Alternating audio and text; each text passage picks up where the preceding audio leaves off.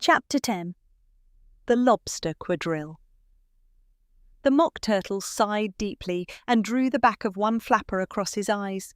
He looked at Alice and tried to speak, but for a minute or two sobs choked his voice. "Same as if he had a bone in his throat," said the Gryphon, and it set to work shaking him and punching him in the back. At last the Mock Turtle recovered his voice, and with tears running down his cheeks, he went on again. "You may not have lived much under the sea." "I haven't," said Alice. "And perhaps you were never even introduced to a lobster." Alice began to say, "I once tasted," but checked herself hastily and said, "No, never." "So you can have no idea what a delightful thing a lobster quadrille is?" "No, indeed," said Alice. "What sort of a dance is it?" "Why," said the Gryphon, "you first form into a line along the seashore." "2 lines!" cried the Mock Turtle. "Seals, turtles, salmon, and so on. Then, when you've cleared all the jellyfish out of the way—" "That generally takes some time," interrupted the Gryphon. "You advance twice." "Each with a lobster as a partner!" cried the Gryphon. "Of course," the Mock Turtle said. "Advance twice, set to partners." "Change lobsters and retire in same order," continued the Gryphon. "Then, you know," the Mock Turtle went on, "you throw the—" "The lobsters!" shouted the Gryphon with a bound into the air. "As far out to sea as you can." "Swim after them!" screamed the Gryphon. "Turn a somersault in the sea!" cried the Mock Turtle, capering wildly about. "Change lobsters again!" yelled the Gryphon at the top of its voice. "Back to land again, and that's all the first figure," said the Mock Turtle, suddenly dropping his voice, and the 2 creatures, who had been jumping about like mad things all this time, sat down again very sadly and quietly, and looked at Alice. "It must be a very pretty dance," said Alice timidly. "Would you like to see a little of it?" said the Mock Turtle. "Very much indeed," said Alice. "Come, let's try the first figure," said the Mock Turtle to the Gryphon. "We can do without lobsters, you know. Which shall sing?" "Oh, you sing," said the Gryphon. "I've forgotten the words." So they began solemnly dancing round and round Alice, every now and then treading on her toes when they passed too close, and waving their forepaws to mark the time, while the Mock Turtle sang this, very slowly and sadly. "Will you walk a little faster?" said a whiting to a snail. "There's a porpoise close behind us, and he's treading on my tail. See how eagerly the lobsters and the turtles all advance. They are waiting on the shingle. Will you come and join the dance? Will you, won't you, will you, won't you, will you join the dance? Will you, won't you, will you, won't you join the dance? You can really have no notion how delightful it will be when they take us up and throw us with the lobsters out to sea." But the snail replied, "Too far, and gave a look askance. Said he thanked the whiting kindly, but he would not join the dance. Would not, could not, would not, could not join the dance. Would not, could not, would not, could not join the dance. "What matters it how far we go?" his scaly friend replied. "There is another shore, you know, upon the other side. The further off from England, the nearer is to France. Then, turn not pale, beloved snail, but come and join the dance. Will you, won't you, will you, won't you join the dance? Will you, won't you, won't you join the dance?" "Thank you, it's a very interesting dance to watch," said Alice, feeling very glad that it was over at last. "And I do so like that curious song about the whiting." "Oh, as to the whiting," said the Mock Turtle, you've seen them, of course." "Yes," said Alice, "I've often seen them at Dian—" She checked herself hastily. "I don't know where Din may be," said the Mock Turtle, "but if you've seen them so often, of course you know what they're like." "I believe so," Alice replied thoughtfully. "They have their tails in their mouths, and they're all over crumbs." "You're wrong about the crumbs," said the Mock Turtle. "Crumbs would all wash off in the sea. But they have their tails in their mouths, and the reason is—" Here the Mock Turtle yawned and shut his eyes.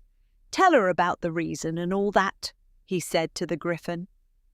"The reason is," said the Gryphon, "that they would go with the lobsters to the dance, so they got thrown out to sea, so they had to fall a long way, so they got their tails fast in their mouths, so they couldn't get them out again. That's all." "Thank you," said Alice. "It's very interesting. I never knew so much about a whiting before." "I can tell you more than that if you like," said the Gryphon. "Do you know why it's called a whiting?" "I never thought about it," said Alice. "Why, it does the boots and shoes," the Gryphon replied very solemnly. Alice was thoroughly puzzled. "Does the boots and shoes?" she repeated in a wondering tone. "Why, what are your shoes done with?" said the Gryphon. "I mean, what makes them so shiny?" Alice looked down at them and considered a little before she gave her answer. "They're done with blacking, I believe." "Boots and shoes under the sea," the Gryphon went on in a deep voice, "are done with a whiting. Now you know." "And what are they made of?" Alice asked in a tone of great curiosity. "Soles and eels, of course," the Gryphon replied rather impatiently. "Any shrimp could have told you that." "If I'd been the whiting," said Alice, whose thoughts were still running on the song, "I'd have said to the porpoise, 'Keep back, please. We don't want you with us.'" "They were obliged to have him with them," the Mock Turtle said. "No wise fish would go anywhere without a porpoise." "Wouldn't it really?" said Alice in a tone of great surprise. "Of course not," said the Mock Turtle. "Why, if a fish came to me and told me he was going a journey, I should say, 'With what porpoise?'" "Don't you mean purpose?" said Alice. "I mean what I say," the Mock Turtle replied in an offended tone. And the Gryphon added, "Come, let's hear some of your adventures." "I could tell you my adventures, beginning from this morning," said Alice a little timidly, "but it's no use going back to yesterday, because I was a different person then." "Explain all that," said the Mock Turtle. "No, no, the adventures first," said the Gryphon in an impatient tone. "Explanations take such a dreadful time." So Alice began telling them her adventures from the time when she first saw the White Rabbit. She was a little nervous about it just at first. The two creatures got so close to her, one on each side, and opened their eyes and mouths so very wide, but she gained courage as she went on. Her listeners were perfectly quiet till she got to the part about her repeating, "You are old Father William," to the caterpillar, and the words all coming different. And then the Mock Turtle drew a long breath and said, "That's very curious." "It's all about as curious as it can be," said the Gryphon. "It all came different," the Mock Turtle repeated thoughtfully. "I should like to hear her try and repeat something now. Tell her to begin." He looked at the Gryphon as if he thought it had some kind of authority over Alice. "Stand up and repeat, "'Tis the voice of the sluggard,'" said the Gryphon. "How the creatures order one about and make one repeat lessons," thought Alice. "I might as well be at school at once." However, she got up and began to repeat it. But her head was so full of the lobster quadrille that she hardly knew what she was saying, and the words came very queer indeed. "'Tis the voice of the lobster," I heard him declare. "You have baked me too brown. I must sugar my hair." As a duck with its eyelids, so he with his nose trims his belt and his buttons and turns out his toes. "That's different from what I used to say when I was a child," said the Gryphon. "Well, I never heard it before," said the Mock Turtle, "but it sounds uncommon nonsense." Alice said nothing. She had sat down with her face in her hands, wondering if anything would ever happen in a natural way again. "I should like to have it explained," said the Mock Turtle. "She can't explain it," said the Gryphon hastily. "Go on with the next verse." "But about his toes," the Mock Turtle persisted. "How could he turn them out with his nose, you know?" "It's the first position in dancing," Alice said, but was dreadfully puzzled by the whole thing and longed to change the subject. "Go on with the next verse," the Gryphon repeated impatiently. It begins, I passed by his garden. Alice did not dare to disobey, though she felt sure it would all come wrong, and she went on in a trembling voice. I passed by his garden and marked with one eye how the owl and the panther were sharing a pie. What is the use of repeating all that stuff? The Mock Turtle interrupted. If you don't explain it as you go on, it's by far the most confusing thing I ever heard. Yes, I think you'd better leave off, said the Gryphon, and Alice was only too glad to do so.